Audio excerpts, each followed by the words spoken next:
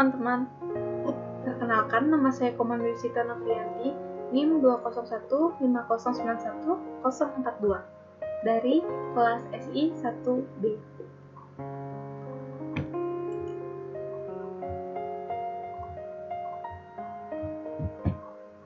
Pada kesempatan kali ini, saya ingin mempresentasikan hasil dari review jurnal sistem informasi yang saya cari di internet. Sebelum masuk ke materi, saya ingin mengenalkan jurnal saya terlebih dahulu. Jurnal yang saya cari di internet ini berjudul Rancang Bangun Aplikasi Berbasis Mobile untuk Navigasi ke Alamat Pelanggan TV Berbayar, di mana penulis jurnal ini adalah dua orang. Yang pertama adalah Mukmin Siregar, dan yang kedua adalah Inggi Permana. Jurnal ini memiliki 13 halaman di dalamnya, yang dibuat pada tahun 2016. Untuk jurnal yang lebih lengkap, kalian bisa mendownloadnya pada link jurnal yang sudah saya berikan di PPT.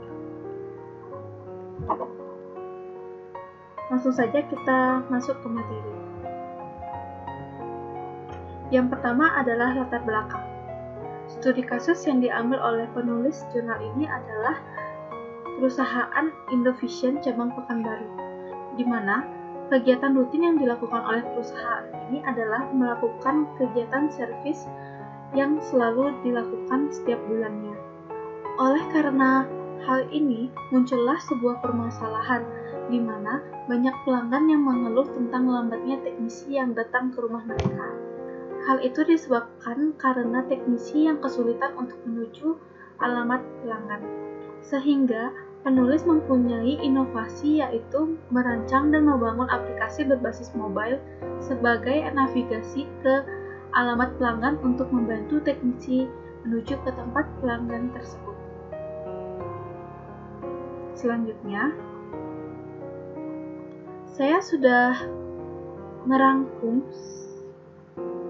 sistem yang berlaku di perusahaan sebelumnya adalah informasi geografis berupa selembar kertas yang digambar oleh teknisi pada awal pemasangan TV berbayar.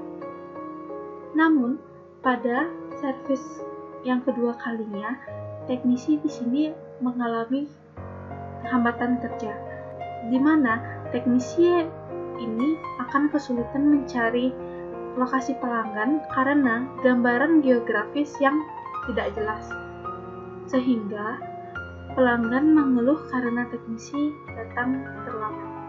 Inovasi yang ditawarkan oleh penulis jurnal ini adalah merancang sebuah aplikasi navigasi berbasis mobile. Selanjutnya, tujuan dibangunnya sistem informasi ini adalah perlu diketahui di dalam jurnal ini, selain penulis merancang aplikasi berbasis mobile, di sini juga penulis merancang aplikasi berbasis website dengan tujuan yang berbeda. Jika di aplikasi berbasis mobile ini, tujuannya adalah melengkapi kebutuhan para teknisi dalam menjalankan tugas untuk menemukan lokasi pelanggan. Sementara, tujuan dari aplikasi berbasis website ini adalah untuk memenuhi kebutuhan administrator dalam memberikan pelayanan kepada pelanggan. Lalu ada fitur-fitur yang tersedia di dalam aplikasi. Fitur-fitur yang tersedia di aplikasi berbasis mobile ini ada dua, di mana yang pertama adalah penandaan alamat pelanggan, yang kedua ini adalah pencarian alamat pelanggan. Sementara fitur aplikasi berbasis website ini ada 5. Yang pertama adalah pengelolaan pelayanan pelanggan, riwayat pelayanan pelanggan, pengelolaan data pelanggan, pengelolaan data teknisi, dan pelaporan. Selanjutnya, komponen-komponen sistem informasi. Setelah saya mencari sumber-sumber di internet, saya menemukan 8 komponen di dalam artikel ini, yaitu ada komponen manusia atau sumber daya, yang kedua ada input, ketiga ada framework, keempat ada model, kelima ada hardware, keenam ada software, ketujuh ada database, dan kedelapan ada output. Di sini saya akan memulai dari komponen manusia. Di dalam komponen manusia, di sini dibagi menjadi dua, yaitu ada pemakai akhir dan ada pakar sistem. Pemakai akhir di sini maksudnya adalah orang yang menggunakan informasi yang dihasilkan oleh aplikasi. Sementara pakar sistem di sini memiliki arti adalah orang yang mengembangkan dan mengoperasikan sistem informasi. Di dalam artikel, orang yang termasuk pemakai akhir ini adalah para teknisi. Sementara orang yang sebagai pakar sistem adalah administrator. Mengapa demikian? Karena di sini teknisi bekerja dengan cara mengambil informasi yang ada di dalam aplikasi berbasis mobile. Para teknisi memanfaatkan informasi yang ada di dalam aplikasi itu untuk mendapatkan koordinat atau lokasi dari pelanggan TV berbayar. Lalu, alasan saya berkata kalau administrator itu masuk ke dalam pakar sistem karena di dalam perusahaan ini administratorlah yang mengoperasikan sistem informasi untuk tetap berjalan. Administratorlah yang memberikan data kepada teknisi untuk bekerja. Selanjutnya, saya akan membahas komponen-komponen sistem informasi di dalam komponen input. Nah, di sini kalian pasti sudah nggak asing kan sama yang namanya input. Di sini, input merupakan data yang masuk ke dalam sistem informasi yang meliputi metode dan media untuk mendapatkan data, di mana hal tersebut dapat berupa dokumen-dokumen. Sementara media untuk mendapatkan data ini sangat beragam, bisa dari software, bisa dari hardware, bisa dari sumber daya, dan masih banyak lagi. Selanjutnya, kita langsung masuk ke software. Di dalam software, karena pada jurnal ini kita membangun dua aplikasi, yaitu aplikasi berbasis mobile dan aplikasi berbasis website, kita juga akan memperlihatkan software-software yang terdapat dalam dua aplikasi ini. Di dalam software ini dibagi lagi menjadi tiga, yaitu ada sistem operasi, ada bahasa pemrograman, dan ada program aplikasi. Di sistem operasi, aplikasi yang berbasis mobile ini menggunakan sistem operasi Android Lollipop 5.0. Sementara aplikasi yang berbasis website di sini menggunakan sistem operasi Windows 7. Sementara di bahasa pemrograman, aplikasi berbasis mobile ini menggunakan IDE Eclipse 4.5. Dan di dalam aplikasi berbasis website di sini memakai bahasa pemrograman PHP. Dan di program aplikasi berbasis mobile di sini menggunakan Google Maps Android dan Google Maps Direction. Sementara aplikasi berbasis website di sini menggunakan browser Mozilla Firefox dan mesin database MySQL. Balik. Selanjutnya kita di sini akan membahas tentang database. Database atau basis data memiliki fungsi sebagai pangkalan data, di mana di sini kita akan mengetahui dari mana data itu didapatkan dan bagaimana pengelolaan data itu di dalam sistem informasi. Di dalam artikel, pengumpulan data pada studi ini dilakukan dengan cara survei langsung ke lapangan. Data yang dikumpulkan adalah catatan pada tahun 2015 tentang pelanggan yang meminta TV berbayarnya di servis. Berdasarkan hasil dari perancangan database, pada aplikasi yang dibuat terdapat 4 buah tabel, yaitu yang pertama adalah tabel pelanggan, kedua adalah tabel teknisi, ketiga adalah tabel administrator, dan keempat adalah tabel pelayanan pelanggan. Sebagai contoh kecil dari database, di sini saya sudah melampirkan tabel rancangan pelanggan yang ada di dalam artikel. Di sini disebutkan atributnya ada ID pelanggan, nama, alamat, kelurahan, kecamatan, dan seterusnya, yang menggunakan tipe data seperti ini, yaitu ada integer, voucher, teks, dan lain-lainnya. Balik. Selanjutnya saya akan menjelaskan komponen hardware. Di dalam hardware, di sini penulis juga memakai beberapa perangkat keras.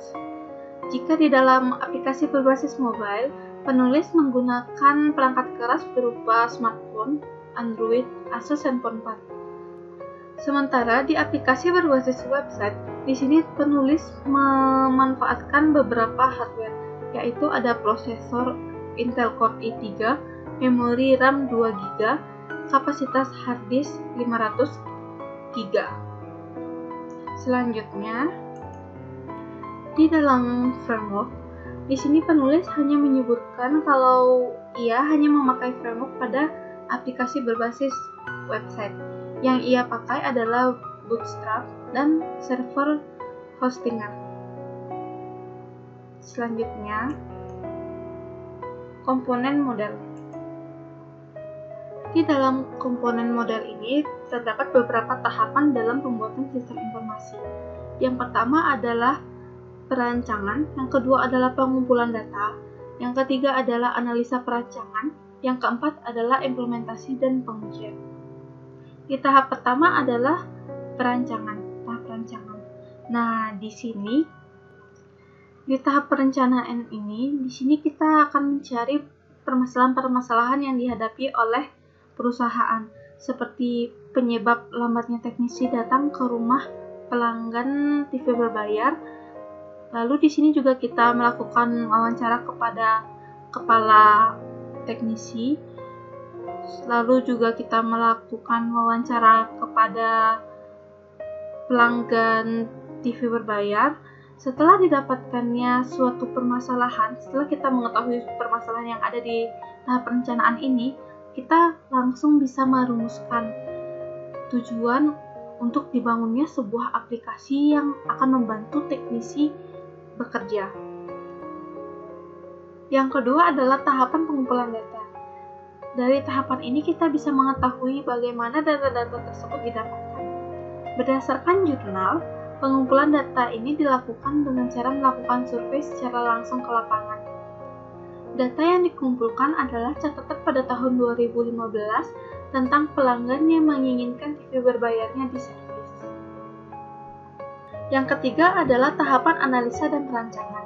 Nah, di dalam tahapan ini, penulis sudah mulai merancang sebuah sistem informasi, di mana di dalam tahapan tersebut dibagi lagi menjadi 5 tahapan. Yang pertama adalah analisa alur kerja sistem lama, yang kedua adalah analisa alur kerja susulan, yang ketiga adalah perancangan kerja usulan, yang keempat adalah desain database, yang kelima adalah desain antarmuka. Pada tahapan analisa dan perancangan, di sini saya memiliki beberapa contoh. Nah, pada tabel 2 dan gambar 2 ini merupakan penjabaran dari diagram use case, di mana diagram ini biasanya digunakan untuk mengetahui fungsi-fungsi apa saja yang ada di dalam sistem dan siapa saja yang berhak untuk menggunakan fungsi-fungsi tersebut. Di sini sudah sangat jelas kalau administrator hanya boleh menggunakan fungsi ini, 5 fungsi ini. Sementara teknisi hanya boleh menggunakan 2 fungsi ini saja. Seperti itu. Selanjutnya,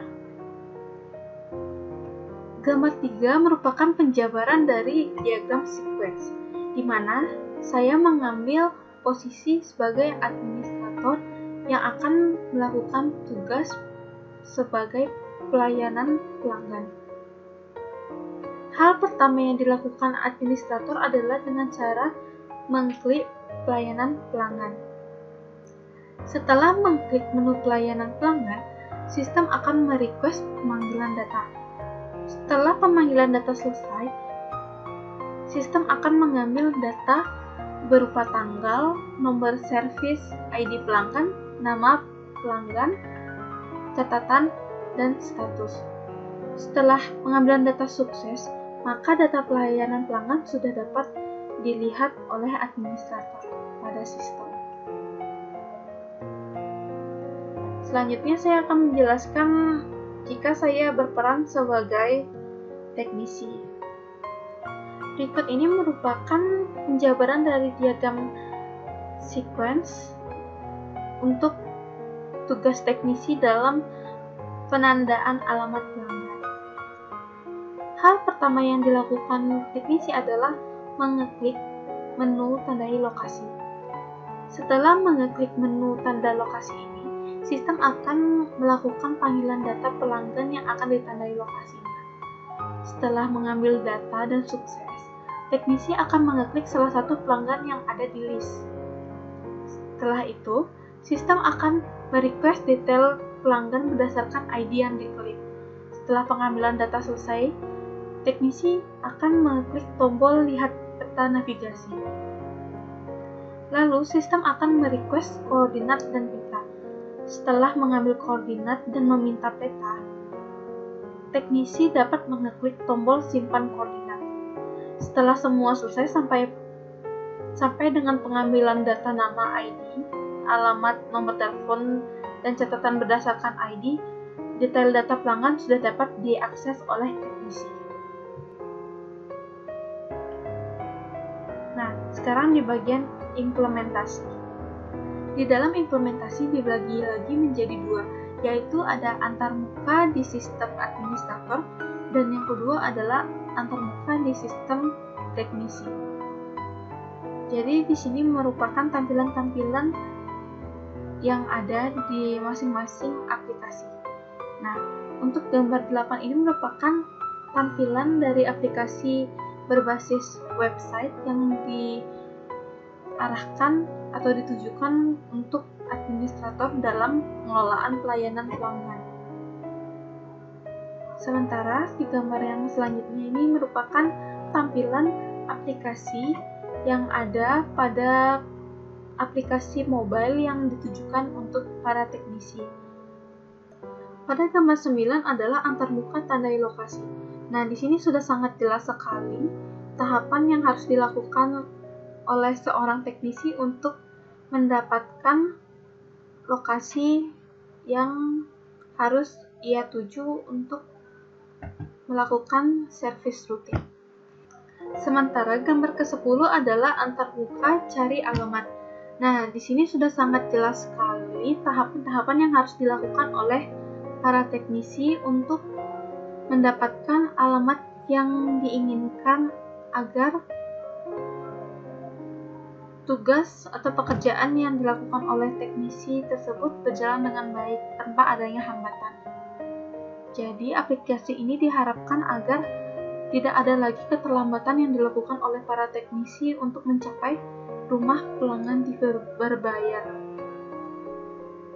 Selanjutnya adalah tahap pengujian. Pada tahap pengujian dibagi menjadi 2 poin, yaitu yang pertama adalah pengujian aplikasi administrator dan yang kedua adalah pengujian aplikasi teknisi. Nah, untuk kedua pengujian aplikasi ini menggunakan metode black box. Yang pertama adalah pengujian aplikasi administrator. Hasil pengujian black box yang dilakukan oleh 2 orang administrator ini menunjukkan bahwa semua fitur yang ada di dalam aplikasi website ini berjalan dengan baik 100%. Begitu juga dengan pengujian aplikasi teknisi. Hasil pengujian black box yang dilakukan oleh 5 orang teknisi untuk menguji aplikasi berbasis mobile ini ditunjukkan hasil bahwa fitur-fitur yang ada di dalam aplikasi berbasis mobile ini berjalan 100% dengan baik.